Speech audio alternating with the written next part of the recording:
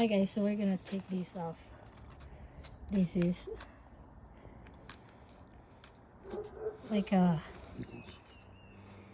little Velcro glue. Velcro glue. So we're removing it before we sand it. Look at that.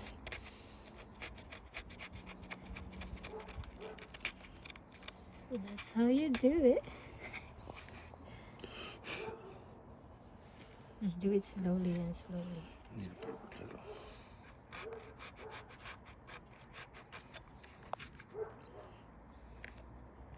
Just like that.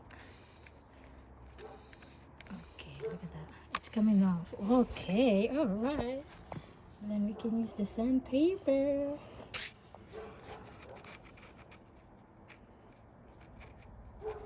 After this.